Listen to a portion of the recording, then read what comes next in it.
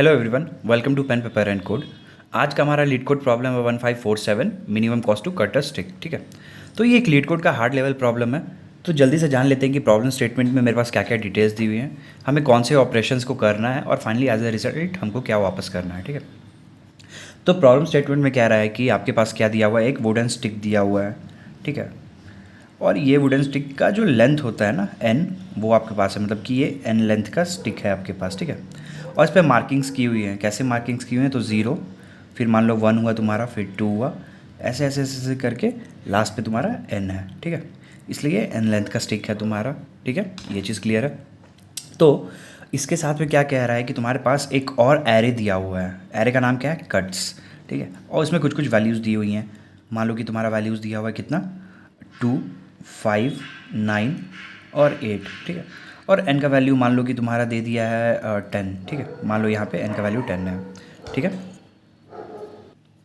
तो तुमको क्या करना है कि ये जो कट्स की जो जो वैल्यूज़ दी हुई है ना, 2, 5, 9, 8, तो इन पे तुमको इस वुडन स्टिक को कट करना है, यानी तोड़ते जाना है। ठीक है, तो मान लो कि अगर हम 2 पे कट कर लेते हैं तो वुडन स्टिक मेरा कैसा हो गया होगा, तो 0, ठीक है, 2, और ये पॉइंट पे मेरा 1 रहा होगा। ठीक है, और फिर इस साइड पे क्या आ गया होगा मेरा, 2 से लेकर 10 आ गया होगा। ठीक है, फिर मान लो कि हम 9th पोजीशन पे कट कर ले, तो ये वाला स्टिक मेरा कैसा हो गया, 2 से लेके मेरा 9 रहा होगा, और एक और बन गया होगा मेरे पास 9 से लेके 10 तक का, है ना। सिमिलरली फिर हम मान लो कि 8 पे कट करते हैं, तो इससे कोई लेना देना तो नहीं है, ये रेंज के बाहर है, तो इस पे कट करना होगा। तो हम लोग क्या करेंगे, 2 से लेके मान लो 2 से लेके 8 पे कट कर लिए, और एक मेरा हो गया 8 से 9, यहीं पे कहीं पे कट हुआ होगा ना, राइट। सिमिलरली एक 5 पे कट करना था, तो 5 कहीं यहाँ रहा होगा, तो इसको कट कर लेंगे। ठीक है, तो एक 2 से 5 बन गया मेरा, और एक बन गया मेरा 5 से 8, राइट। तो ये पीसेस हुआ, ये पीस हुआ मेरा, एक हो गया तुम्हारा, ये पीस हुआ, ये है। तो ऐसे करके कुछ कुछ पीसेस में कट कर देना है। ठीक है, तो हमको फाइनली रिटर्न करना है क्या, कि minimum cost to cut all. ठीक है, ठीक, तो ये सब कट करने में मेरा जो टोटल कॉस्ट आ रहा है वो हमको रिटर्न कर देना है, उसको मिनिमाइज़ करके रिटर्न करना है। ठीक है, तो कट जो हो रहा है मेरा वो कैसे निकल रहा है, तो जब भी तुम अपने वुडन स्टिक का जो भी अभी करंट लेंथ है ना, जो भी करंट लेंथ है तुम्हारा, उसको जो कट करने जा रहे हो, तो वो जो उसका लेंथ है वही उसका कॉस्ट है। मतलब क्या, कि मान लो पहला कट हम 2 पे किए थे। ठीक है, तो इस पॉइंट ऑफ टाइम पे इस वुडन स्टिक का लेंथ क्या था, 10, राइट। तो उस टाइम पे मेरा कॉस्ट लगा होगा हमको कितना, इस यहाँ पे 10 लगा होगा। सिमिलरली जब यहाँ पे हम 8 पे कट करने आए, यहाँ पे हम लोग 9th पे कट किए थे, राइट, यहाँ पे 9th पे कट किए थे, तो इस पॉइंट ऑफ टाइम पे मेरा लेंथ कितना रहा था, 8, है ना, 10 - 2 8, तो यहाँ पे मेरा कॉस्ट लगा होगा 8 का। ठीक है, फिर मान लो कि यहाँ पे कट कर रहे हैं हम लोग, 9th पे कट किए, है ना।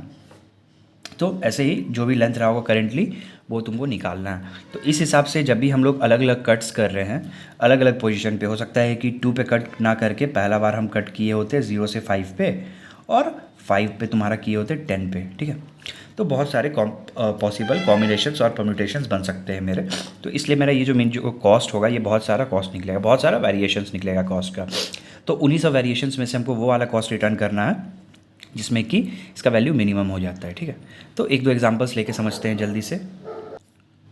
तो प्रॉब्लम स्टेटमेंट में जो मेरा एग्जांपल दिया हुआ है, मान लो कि उसी को हम लोग कंसिडर करते हैं। ठीक है, तो यहाँ पे मेरा n का वैल्यू दिया हुआ है तुम्हारा 7, मतलब कि कोई मेरा स्टिक होगा, ठीक है, वो 0 से लेके 7 तक जा रहा होगा, है ना।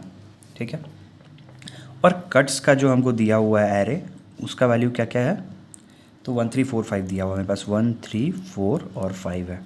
ठीक है, तो मान लो कि पहला कट जो है मेरा, है ना, मान लो कि मेरा पहला कट जो है, जो भी करने जाएंगे, ठीक है, कहीं पे भी करते हैं, तो उस टाइम पे मेरा कॉस्ट कितना आएगा, कॉस्ट मेरा आएगा 7। क्यों, क्योंकि अभी लेंथ जो है मेरा 7 है। तो एक कॉस्ट अपना एक कुछ भी बना लेते हैं जहाँ पे आंसर हम लोग मान लो स्टोर करेंगे। ठीक है, पहला बार कट करेंगे तो 7 लेंथ तो लगना ही लगना है। ठीक है, अब क्या करते हैं कि मान लो कि पहला कट हम लोग डाल देते हैं 1 पे। ठीक है, इसको इस तरीके से तोड़ लेते हैं कि मेरा एक हो गया मेरा 0 से 1, ठीक है, और एक आ गया मेरा क्या, 1 से 7। ठीक है, चलो ये कट लगा चुके हैं, अब 3 को मान लो लगाते हैं, तो 3 कहीं यहाँ पे होगा। ठीक है, तो ऐसे तोड़ेंगे।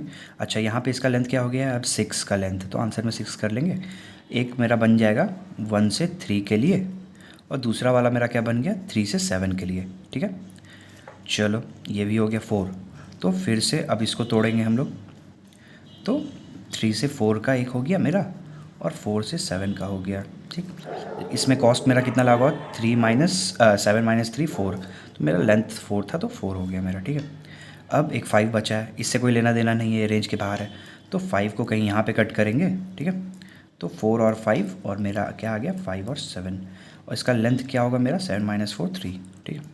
तो इस केस में ये मेरा टोटल कॉस्ट निकल के आया जिसका वैल्यू क्या हो गया कि 7 + 6 कितना हो गया 13, 13 + 3 16, 16 + 4 20। तो एक आंसर मेरा ये हो सकता था। मान लो कि किसी और ऑर्डर में इसको कट किए होते, ठीक है। मान लो जब हम लोग कट कर रहे थे सिमिलरली इसी को कहाँ पे लिखा जाए, चलो यहाँ पे लिख के देखते हैं। मान लो यही वाला मेरे पास था 0 से 7 और मेरे पास कट्स की जो दी हुई थी क्वेरीज 1 3 4 और 5 पे, ठीक है। ये कट्स है मेरा। तो किसी और ऑर्डर में काटते हैं, ठीक है। मान लो कि इसी को हम काटते अगर सबसे पहले कट कर लेते, आंसर एक यहाँ पे अपना लिखते जाते हैं, ठीक है। पहला कट अगर मान लो कि हम किए होते 3 पे, ठीक है। तो एक हो गया मेरा 0 से 3, ठीक। एक हो गया मेरा 3 से 7, क्यों करेक्ट। और इस टाइम पे मेरा पहला कट था तो लेंथ 7 था तो 7 लगा, ठीक है। 7 के बाद क्या करते हैं हम लोग 5th कट लगाते हैं यहाँ पे, ठीक है। इसको लगाते हैं तो एक हो गया मेरा 3 to 5 और एक हो गया मेरा 5 to 7, ठीक है। तो इस केस में मेरा कट कितना है, लेंथ हो गया 4, ठीक है। चलो ये हो गया मेरा 5। फिर मान लो कि हम लोग एक कट लगा लिए कोई तुम्हारा कहाँ पे, यहाँ पे लगा लेते हैं, चलो 1 पे। तो एक हो गया मेरा 0 to 1, ठीक है। और एक हो गया मेरा 1 to 3, ठीक। तो इस केस में मेरा लेंथ क्या आ गया 3।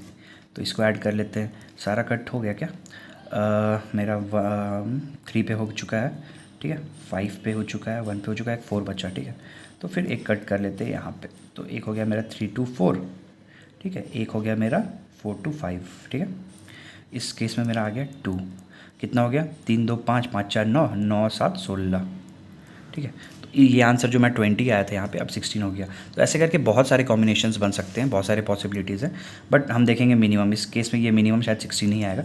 तो हमको एज अ 16 को आंसर क्या करना है, रिटर्न करवा देना है, ठीक है। चलो देखोगे तुम जब एंड प्रोडक्ट बन रहा है मेरा, तो एंड प्रोडक्ट सेम ही रहेगा। जैसे क्या यहाँ पे मेरा 0 to 1 हुआ, फिर 1 to 3 हुआ, फिर 3 to 4 हुआ, 4 to 5 हुआ और 5 to 7 हुआ। सिमिलरली यहाँ पे मेरा 0 to 1 हुआ, 1 to 3 हुआ, 3 to 4 हुआ, 4 to 5 हुआ, 5 to 7 हुआ। एंड प्रोडक्ट सेम बनना है, बट कौन सा पाथ तुम ले रहे हो, किस ऑर्डर में काट रहे हो उसको, ठीक है, तोड़ रहे हो, काट रहे हो जो भी, तो उससे क्या हो रहा है कि मेरा फाइनल जो आंसर कॉस्ट का है वो डिफ़र कर जा रहा है, ठीक है। तो ठीक है, इसको ग्रिडीली हम लोग नहीं सॉल्व कर सकते हैं, इस पे हमको हर पॉसिबल चीज़ों को चेक करना होगा, ठीक है। और फिर बताना होगा कि आंसर कैसे मेरा मिनिमम आ सकता है, ठीक। तो एक बार समझते हैं जल्दी से कि मान लो कि मेरे पास कोई एक रेंज दिया हुआ है, मान लो L2 हाई है, ठीक है। L2 हाई के रेंज के लिए हम लोग चेक कर रहे हैं, ठीक है। इनिशियली क्या होगा, ये 0 to n होगा, ठीक है। तो इस केस में जितने भी वैल्यूज़ आते हैं मेरे, मान लो 1 3 4 और 5, तो हम लोग क्या करेंगे, सबके लिए चेक करेंगे। मान लो कि P से डिनोट कर रहे हैं, ठीक है, इसके पोजीशन को P से डिनोट कर रहे हैं। तो क्या कर रहे हैं हम लोग हर बार क्या कर रहे हैं कि P देख ले रहे हैं कि जो इसके रेंज में हो, जो इस करंट L और H के रेंज में हो, हर P के लिए जाके चेक कर रहे हैं, ठीक है। मतलब क्या हो गया कि L से मेरा फिर P पे जाएंगे, फिर दूसरा बात करेंगे P से मेरा H पे जाएंगे, ठीक है। फिर यहाँ पे सर्च करेंगे कि ये जो मेरा नया वाला रेंज है L से P में, फिर चेक करेंगे इसके अंदर कि अब कौन से वैल्यूज़ रेंज में है। सिमिलरली मान लो P के जगह पे अब ये मेरा H बन गया होगा, फिर से P को सर्च करेंगे, ठीक है ना। तो फिर से कोई P आएगा नया P, फिर ठीक है P से और फिर H आएगा। ऐसे करके हमको चेक करते जाना है। फिर इन दोनों का जो भी सम होगा मेरा, इन दोनों का क्या करना है, सम लेना है, ठीक है। L से P का भी चाहिए हमको टोटल कॉस्ट और P से H का भी चाहिए, ठीक है। सिमिलरली यहाँ पे जो भी कॉम्बिनेशन बनेगा इन दोनों का सम करके हमको यहाँ पे रिटर्न कर देना है। फिर इन दोनों का सम करना है, इसको मान लो टेम्प में स्टोर कर लेना, ठीक है। ये तो मान लो कि एक पी के लिए, एक करंट पी के लिए स्टोर किए थे। फिर पी को हम लोगों को क्या करना है, नेक्स्ट पोजीशन पे लेके जाना है, फिर से ये केसेस करना है, ठीक है।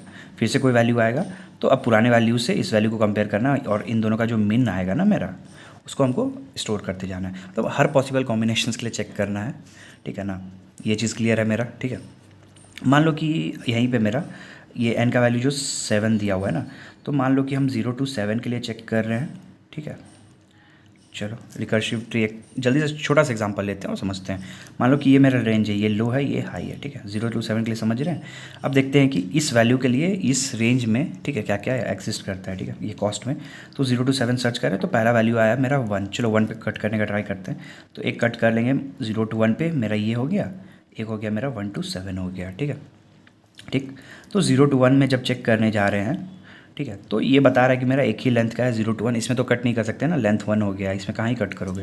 तो इससे मेरा एक बेस केस भी निकल जाता है, ठीक है, कि if h minus L equal to हो जाता है तुम्हारा 1, ठीक है, या फिर क्या होता है h इक्वल टू मान लो, ऐसे होगा तो नहीं, मान लो h इक्वल टू एल हो जाता है, या फिर लिख लो कि h जो है less than equal to L हो जाए, ठीक है। इस केस में हम लोग कोई भी कट नहीं कर सकते ना, तो यहाँ पे हम लोग क्या कर सकते हैं, रिटर्न 0।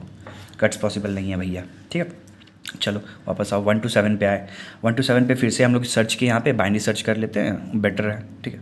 मान लो अगर सॉर्टेड है तो हाँ, तो मान लो कि इसको पहले ही हम लोग सॉर्ट कर लिए थे, ठीक है। चलो तो बाइनरी सर्च लगाते हैं, फिर देखते हैं इस रेंज में कौन से वैल्यूज़ बिलोंग करते हैं। चलो 1 तो एलिमिनेट हो गया, मतलब 3 4 5 करता है, ठीक है। तो एक कट लगा लिए 3 पे। तो क्या कर रहे हैं, फिर 1 से 3 पे जा रहे हैं और दूसरा वैल्यू जा रहा है तुम्हारा 3 to 7 पे, है ना। ठीक, अब क्या कर रहे हैं, अच्छा 3 to 7 पे गए, फिर से यहाँ पे 1 to 3 पे गए। तो 1 to 3 पे जब सर्च कर रहे हैं हम लोग, तो पता चल रहा है कि इस रेंज में कोई भी कट्स पॉसिबल नहीं है, राइट। एक 1 पे है, एक 3 पे है, 1 और 3 के बीच में कुछ भी नहीं है। तो मेरा ये भी एक केस हो सकता है कि अगर P is not valid in this L2R का रेंज में, ठीक है, तो उस केस में भी हम लोग क्या कर सकते हैं, रिटर्न 0 कर सकते हैं। यही वाला केस देखो ना, 1 to 3 में अब कोई भी कट्स यहाँ पे एग्जिस्ट ही नहीं करता है, ठीक है, तो उस केस में हम लोग क्या कर सकते हैं, डायरेक्टली 0 रिटर्न कर सकते हैं। फिर 3 to 7 में आए, 3 to 7 में मेरा 4 और 5 कट्स एग्जिस्ट करता है। तो मान लो कि एक बार 4 पे कर लिए, ठीक है, तो एक बार 3 to 4 पे किए, दूसरा क्या किया 4 to 7 पे किए, ठीक। फिर 4 to 7 में क्या हो सकता था, 4 to 5 हो सकता था, 5 to 7 हो सकता था मेरा, है ना। तो इन दोनों से जो वैल्यू आया होगा उसको रिटर्न करवा देते हैं, ठीक है। इन दोनों से वैल्यू कुछ आया तो उसको रिटर्न करवा दिए, ठीक है। यहाँ पे मान लो हम ब्रेक कहाँ पे करवाए थे, 4 पे, ठीक है, 4 पे करवाए थे ना। मान लो कि 4 की जगह पे हम क्या करते, 5 पे ही पहला कट ले लेते, तो फिर क्या हो सकता था, इसका ऑल्टरनेट क्या बन सकता था, तो 3 to 7 एज इट इज़ रहेगा। अब क्या कर रहे हैं, 3 to 5 पे एक कट मार रहे हैं और दूसरा मार रहे हैं 5 to 7 पे एक कट मार रहे हैं, राइट। ठीक, अब 3 to 5 to 7 में और कोई कट एग्जिस्ट नहीं करता है, तो ये वाला केस जो है अपना वो रन कर जाएगा 5 to 7 में, कि यहाँ पे कोई भी वैलिड P नहीं है कट करने के लिए, तो चुपचाप से यहाँ 0 रिटर्न करवा दो, ठीक है। फिर 3 to 5 आया मेरा, ठीक है, 3 to 5 के लेंथ में एक 4 भी एग्जिस्ट करता होगा, तो एक और ब्रेक कर लेंगे 3 to 4, ठीक है, और दूसरा क्या करेंगे 4 to 5, ठीक है। तो दो पॉसिबल सेट्स का आंसर आ गया ना 3 to 7 के लिए, एक जब 4 पे कट कर रहे हैं, एक जब 5 पे कट कर रहे हैं। तो इन दोनों में जो भी मिनिमम वैल्यू आएगा मेरा, ऐसे मिनिमम वैल्यू जो भी आएगा इनका, उसको हमको रिटर्न करवा देना, ठीक है। दो ऑपरेशंस कर रहे हैं, एक तुम्हारा सम का कर रहे हैं, एक मिनिमम का कर रहे हैं, ठीक है। सम कब कर रहे हैं, ठीक है, सम कर रहे हैं जब तुम्हारा एक लेवल पे जितने भी हैं वैल्यूज़ उनके लिए सम कर ले रहे हैं, इन दोनों का सम ले रहे थे, राइट। पर और मिनिमम वैल्यू कब ले रहे हैं, डिफरेंट पॉसिबिलिटीज़ या फिर कह लो डिफरेंट कट्स के लिए। मान लो कि 1 to 7 पे फिर यहाँ पे थे ना, 1 to 7 पे यहाँ पे 3 पे कट किए थे ना, राइट। तो एक केस ये भी बन सकता था कि हम 4 पे कट करते, तो 1 to यहाँ पे 1 to 3 कॉल हो रहा है, यहाँ पे 1 to 4 कॉल हो जाता, और दूसरा वाला कॉल क्या होता 4 to 7। ऐसे डिफरेंट कॉल्स पॉसिबल हैं, राइट। तो ये चीज़ तुमको समझ में आ गया होगा, कहाँ पे तुमको मिनिमम लेना है, कहाँ पे तुमको उसका सम लेना है, ठीक है। सेम लेवल पे जब कट हो रहा है तो उस टाइम पे दोनों का सम लो, और पहले के वैल्यूज़ जो होंगे उनके साथ मिनिमम लो, ठीक है, डिफरेंट कट्स के लिए, ठीक। ये चीज़ क्लियर है। अच्छा, एक चीज़ अब ये समझना कि रिकर्सिव कॉल जब करने जा रहे हैं ना भाई, तो कितने सारे केसेस मेरे बन रहे हैं, राइट। कितने सारे केसेस ऐसे बन रहे हैं कि जो कि मेरे रिपीटेटिव होंगे। मान लो कि कैसे देखें, यहाँ पे मान लो 3 to 4 था, ठीक है, यहाँ पे भी एक 3 to 4 था, राइट।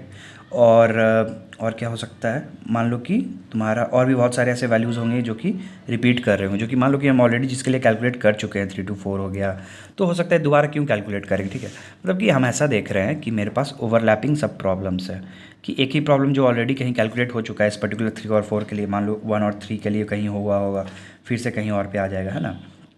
तो ऐसे प्रॉब्लम जिनके लिए हम लोग ऑलरेडी कैलकुलेट कर चुके हैं, उनके लिए क्यों हम दोबारा कैलकुलेट करने जाएंगे। बेटर नहीं होगा कि ये पर्टिकुलर सेट ऑफ वैल्यूज़ के लिए जो भी हम यहाँ पे है उसको स्टोर करवा लें और नेक्स्ट टाइम यूज़ कर लेंगे। तो इसीलिए ओवरलैपिंग सब प्रॉब्लम है। और दूसरा क्या है कि हमको मिनिमम ऑप्टिमल आंसर देना है, राइट। ऑप्टिमल सॉल्यूशन हमको देना है, ठीक है। यहाँ पे मिन मैक्स है, ठीक है, यहाँ पे हमको मिन देना था, मिन मैक्स जब भी देना है तो वो ये दो केसेस मेरे हमेशा हम बहुत बार डिस्कस कर चुके हैं हम लोग कि ये डीपी का ही कंडीशंस है, राइट, डीपी का ही कंडीशंस है, ठीक। अच्छा, क्यों डीपी? क्योंकि बहुत सारा रिकर्सन के कारण बहुत सारे ऐसे केसेस आ रहे हैं जो कि बार बार सेम वैल्यूज़ पे हम लोग कैलकुलेट कर रहे हैं इसलिए, और हमको एक ऑप्टिमल देना है, तो उस केस में हम क्या करते हैं, डीपी का यूज़ करते हैं।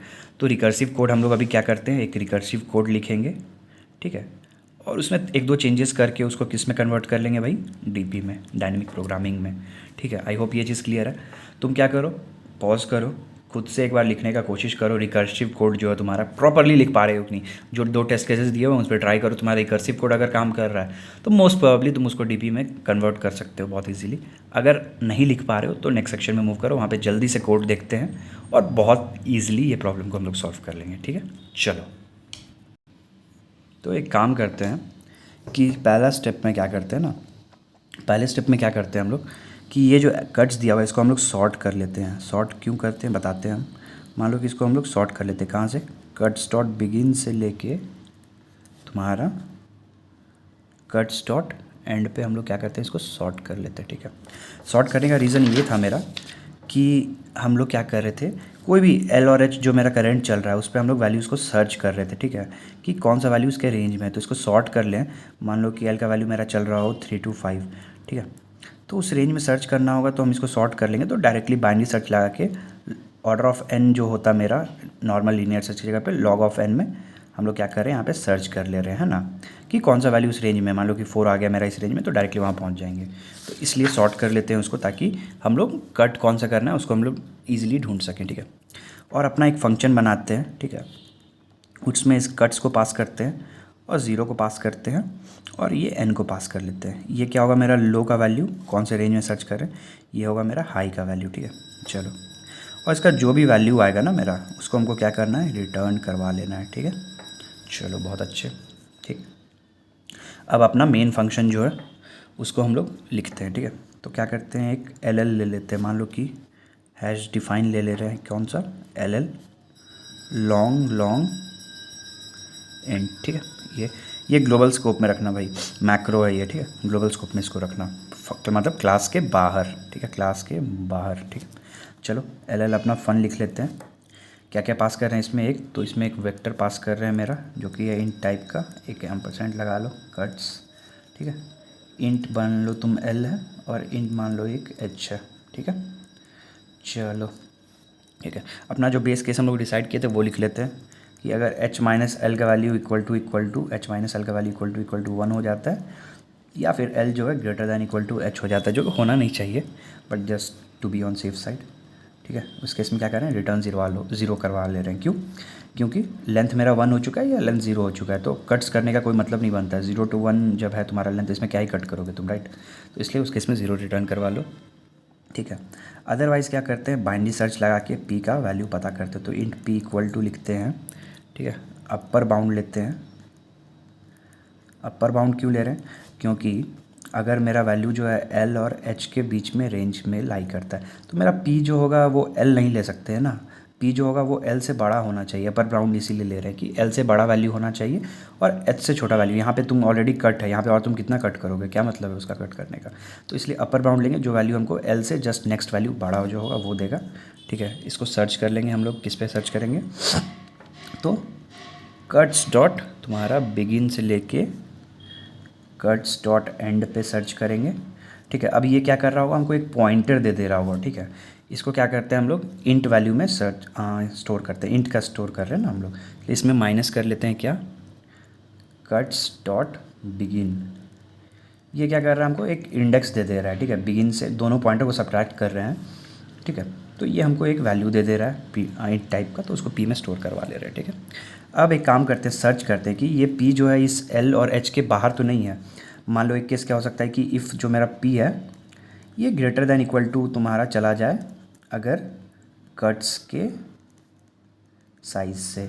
मान लो कि ऐसा कोई है मेरा एरे कि एल का वैल्यू मान लो 2 है, 3 है। अब इस पर्टिकुलर रेंज में मेरा कट्स का जो वैल्यू था वो आ जा रहा है 4, ठीक है। तो हमको मिला नहीं, ठीक है, हमको मिला नहीं, ये लेंथ के बाहर चला गया, वो केस वो हो सकता है, ठीक है। या फिर अब जो हमको पी आया है मेरे पास, कट्स ऑफ पी, ये जो पी इंडेक्स पे कोई वैल्यू आया है, ये तुम्हारा क्या है, ये तुम्हारा है ग्रेटर देन और इक्वल टू एच। मतलब पी का जो मेरा कट्स पे कोई वैल्यू, एक कट्स का एरे था, उस पर कोई वैल्यू आ गया मेरा 5, ठीक है, पर यहाँ पे एच का वैल्यू है मेरा 4, ठीक है, तो रेंज के बाहर चला गया या फिर इसके बराबर हो रहा है, तो उस पर कट नहीं कर सकते हैं। तो इन दोनों केसेस अगर हो रहे हैं मेरे, तो उस केस में हमको क्या कर लेना है, रिटर्न करवा लेना है क्या भाई, 0, ठीक है। ये वाला केस से अगर तुम रिलेट करना चाहते हो तो अपना कौन सा केस में, एक कोई केस था यहाँ पे जो हम उस टाइम पे पॉइंट भी किए थे एग्जांपल देते हुए, वहाँ पे तुम देख सकते हो पीछे जाके वीडियो में, ठीक है। ये केस हो गया मेरा, ये दोनों बेस केसेस था जो हम लोग हैंडल कर ले रहे हैं, ठीक है। अब मतलब कि सब कुछ सही है, ठीक है। तो अब क्या करते हैं कि कुछ वैल्यूज़ बना लेते हैं, मान लो अपना आंसर बोल के, ठीक है। आंसर जो होगा मेरा, ये कट जो भी करने वाले हैं ना, उसका वैल्यू है, उसका कॉस्ट है ये। तो कॉस्ट क्या होगा मेरा, अभी मेरा जो लेंथ चल रहा है वो मेरा क्या चल रहा है, एल से एच के बीच में, एच माइनस एल जो है मेरा वो लेंथ है, मतलब वही कॉस्ट लग रहा है अभी कट करने के लिए, ठीक है। और एक टेम्प बना लेते हैं जो टेम्परेरी आंसर को स्टोर करेगा, उसको इंट मैक्स इनिशियलाइज करवा लेते हैं। बहुत अच्छा, चलो अब हमको मेन क्रक्स जो है प्रॉब्लम का वो लिखना है, रिकर्सिव कॉल्स जो होंगे उनको लिखना है, ठीक है। चलो तो क्या करते हैं, वाइल, ठीक है, वाइल में पी क्या होना चाहिए, सबसे पहले कट्स के साइज़ से छोटा होना चाहिए। ऐसा ना हो कि साइज़ मेरा 2 का है और पी का वैल्यू भी 2 हो जाए, ठीक है। 2 अगर साइज़ है मेरा तो 0 और 1 ही रह सकता है, तो वो चेक कर रहे हैं एंड, ठीक। एंड क्या भाई, बस इसका ऑपोजिट वाला केस कि कट्स का जो मेरा वैल्यू है पी पे, ठीक है, should be less than H का वैल्यू, एच पे जो भी वैल्यू है, ठीक है, इससे छोटा है तभी काम करना है, तभी हम पार्टीशंस कर सकते हैं, ठीक है। चलो अब क्या करते हैं, टेम्प में क्या करते हैं भाई कि मिनिमम स्टोर करते हैं, ठीक है। मिनिमम स्टोर करते हैं किसका, एक तो मेरा टेम्प, ठीक है, ये पहला ऑपरेशन है भाई। हम लोग क्या कर रहे हैं, मीन जो भी कैलकुलेट कर रहे हैं ना, ठीक है, मीन जब भी कैलकुलेट कर रहे हैं हम लोग, तो बहुत सारे एक पर्टिकुलर 3 के लिए हो सकता है 4 पे भी पार्टिशन करें, 5 पे भी पार्टिशन करें, 6 पे भी करें, तो इन सब का मिनिमम जो भी आएगा वो उसको स्टोर करना है और इसके लिए जो कट होंगे उनका सम लेना है, ठीक है। तो इसलिए टेम्प इक्वल टू मिन ले रहे हैं, मतलब कि मैक्सिमम पॉसिबल हर पी के वैल्यूज़ के लिए चेक करेंगे, तो इसलिए मिन उसके लिए है और फिर सम भी लेना है ना। तो 2 कॉल्स होंगे यहाँ पे, एक कौन सा होगा, एल से लेके पी तक और एक होगा तुम्हारा पी से लेके एच तक। एक कॉमा दे लो यहीं पे, ठीक है। पहला कॉल मान लो कर लेते हैं हम लोग, ठीक है, फन में, ठीक है, कट्स पास करेंगे। पहला क्या जाएगा तुम्हारा, एल से लेके किस पे जाएगा, पी को नहीं भेज सकते तो कट्स ऑफ पी भेजेंगे, इसका वैल्यू जो एक्चुअल में वो भेजेंगे, राइट। ये हो गया। और दूसरा वाला क्या होगा मेरा, फन में मेरा कट्स लेके, कट्स ऑफ पी से लेके हम कहाँ तक भेजेंगे भाई, एच तक भेजेंगे, है ना, ठीक है। ये मिन को बंद कर लो, ठीक है, इन दोनों का सम, ठीक है, एक पर्टिकुलर पी के लिए, और ऐसे जितने भी पी हो सकते हैं उनके लिए मिनिमम लेना है, ठीक है। ये बंद हो गया, ये वाइल को बंद कर लो तुम, ठीक है, वाइल बंद हो गया। मिन ले रहे हैं टेम्प के साथ कंपेयर करके, इन दोनों का सम जो है टेम्प से कंपेयर कर ले रहे हैं, ठीक है। चलो अब क्या करो, आंसर इज़ इक्वल टू देख लो तुम, ठीक है। टेम्प का कहीं ऐसा कोई वैल्यू तो नहीं आ गया जो कि एक्चुअल में इंट मैक्स से बड़ा हो गया, कोई इनवैलिड वैल्यू अगर नहीं आ गया हो, ठीक है। अगर ग्रेटर देन इक्वल टू मेरा मान लो कि हो जा रहा है इंट मैक्स, ठीक है, अगर कोई ऐसा केस है, ठीक है, क्वेश्चन मार्क, तो उस केस में क्या करो कि तुम चुपचाप से इंट मैक्स को रिटर्न करवा लो, इनवैलिड वैल्यू को इंट मैक्स मान ले रहे हैं, इंट मैक्स को रिटर्न करवा लो। अदरवाइज़ तुम्हारा जो वैल्यू है ना, उसको आंसर प्लस टेम्प में कोई वैलिड वैल्यू आया, आंसर जो है अभी लेंथ है मेरा, करंट लेंथ है, उसको इन दोनों का सम जो है मेरा टोटल कॉस्ट दे दिया उस पॉइंट ऑफ टाइम पे, ठीक है। इसको रिटर्न करवा लो, इसको आंसर में स्टोर करवा लो, अपडेट कर लो आंसर को उसी तरीके से, ठीक है। और फिर क्या करो भाई, रिटर्न करवा लो तुम आंसर को, ठीक है। चलो तो ये जो था मेरा, ये पूरा रिकर्सिव कोड था जो कि कंप्लीट हो चुका है, ठीक है। रिकर्सिव कोड मेरा कंप्लीट हो चुका है। अब वही इश्यूज़ है, बहुत सारे केसेस मेरे ओवरलैप करेंगे, तो उसके लिए हमको डीपी लगाना है। अरे यहाँ पे तो गंदा कर दिए, क्या करें, तो एक काम करो कि कहाँ पे लिखें कि मान लो कि यही मेरा क्लास का है, ठीक है, यही मेरा क्लास का है। तो यहाँ पे एक क्या करते हैं अपना कि एक डीपी लगाने के लिए एक मैप को यूज़ करते हैं, इस बार मैप को यूज़ करते हैं, इस बार 2D एरे 3D एरे नहीं यूज़ कर रहे हैं, इस बार मैप को यूज़ कर रहे हैं। तो एक मैप बनाते हैं, ठीक है। अच्छा, डीपी लगाते हैं तो हम लोग ये चेक करते हैं कि कितने पैरामीटर्स मेरे हैं जो चेंज हो रहे हैं, उतने मेरे डायमेंशंस होंगे डीपी का। तो कट्स तो एज इट इज़ है, एल और एच चेंज हो रहा है, तो मेरा डीपी का डायमेंशन हमको पता है कि 2 ही डायमेंशन, एक एल के लिए एक एच के लिए, ठीक है। तो मैप लगाते हैं, तो इसमें 2 पैरामीटर्स चेंज हो रहे हैं, तो एक काम करते हैं कि एक पेयर ले लेते हैं, ठीक है, पेयर, ठीक है, इंट कॉमा या फिर एल दे लो, एल कॉमा एल, ठीक है। और ये क्या स्टोर कर रहा है भाई, तो ये एक एल वैल्यू को स्टोर कर रहा है जिसका नाम है डी। ये वाला वैल्यू एल को डिनोट करेगा, ये वाला वैल्यू एच को डिनोट करेगा, ठीक है। ये ध्यान रखना, ये क्लास के अंदर ही है, क्लास के बाहर दोगे तो तुम जब भी फंक्शन कॉल करो इसको क्लियर कर लेना जस्ट इन केस, ठीक है। तो ये मेरा डी बना लिए हम लोग, ठीक है। ये एल को डिनोट कर रहा है, ये एच को डिनोट कर रहा है, ठीक। तो इतने कॉल्स मतलब इतना कैलकुलेशन करने के पहले ही हम लोग क्यों ना चेक कर ले कि ये पर्टिकुलर एल और एच का वैल्यू क्या है मेरा अभी डीपी के टेबल में स्टोर्ड है, ठीक है, डीपी में स्टोर्ड है, ठीक है। अगर स्टोर है तो रिटर्न करवा देंगे, अदरवाइज़ इतना कैलकुलेट करना पड़ेगा। तो वही चेक करें, इफ़ डीपी में ये पर्टिकुलर डीपी में क्या करो, फाइंड करो, इफ़ डीपी डॉट फाइंड, ठीक है। क्या फाइंड करोगे, ये पर्टिकुलर एल कॉमा एच, ठीक है। अगर ये फाइंड करते करते हम कहीं डीपी का एंड तक तो नहीं पहुंच गए, अगर डीपी के एंड तक नहीं पहुंचे हैं तो मतलब कि ये वैल्यू हमको एग्जिस्ट करता है, राइट। अगर डीपी में हम लोग फाइंड कर रहे हैं पर्टिकुलर एल और एच, ठीक है, और ये एंड तक नहीं पहुंचता है, मतलब कहीं एग्जिस्ट, कहीं कोई पॉइंटर है जो मेरा एंड तक ना जाके कहीं बीच में हमको मिल चुका है वैल्यू, तो उस केस में क्या करो, रिटर्न डीपी का ये पर्टिकुलर वैल्यू रिटर्न कर लो, तो एल कॉमा एच को रिटर्न करवा लो, ठीक है। चलो हो गया, ठीक, ये चीज़ क्लियर है भाई, हाँ बहुत अच्छे से क्लियर हो गया सर, ठीक है। अगर स्टोर्ड नहीं है तो क्या करो कि यहाँ पे डीपी में तुम स्टोर करवा लो, किसके लिए, सेम वही वैल्यू के लिए, एल कॉमा एच के लिए स्टोर करवा लो आंसर को और उसको रिटर्न करवा लो, ठीक। तो एक लाइन ये ऐड किए, एक लाइन तुम्हारा ये ऐड किए और एक डीपी को हम लोग ऊपर में ऐड किए, ठीक है। बहुत छोटा सा कोड था, बहुत छोटा कोड है, बस समझना था इस प्रॉब्लम को, ठीक है। अच्छा चलो, कोड तो कंप्लीट हो गया मेरा। टाइम कॉम्प्लेक्सिटी एक बार देख लेते हैं क्या होगा इसका, और स्पेस कॉम्प्लेक्सिटी क्या होगा। तो जब तुम टाइम कॉम्प्लेक्सिटी देखोगे, ठीक है, तो ये पर्टिकुलर कोई एल और पर्टिकुलर एल एच के लिए ही हम लोग सर्च कर रहे हैं, ठीक है। ये चीज़ समझ में आया तुमको, एल और एच का वैल्यूज़ जो है मेरा वो एन के ऊपर ही डिपेंडेंट है ना, तो एन का कुछ वैल्यू मान लो कि एल का क्या वैल्यू हो सकता है, 0 to n हो सकता है, एच का वैल्यू क्या हो सकता है, 0 to n। तो इस केस में मेरा मतलब डिपेंडेंट है इन दोनों पे ही, तो n इंटू एन ही हो गया एल और एच के लिए, तो मेरा क्या चला गया, ऑर्डर ऑफ n स्क्वायर, ठीक है।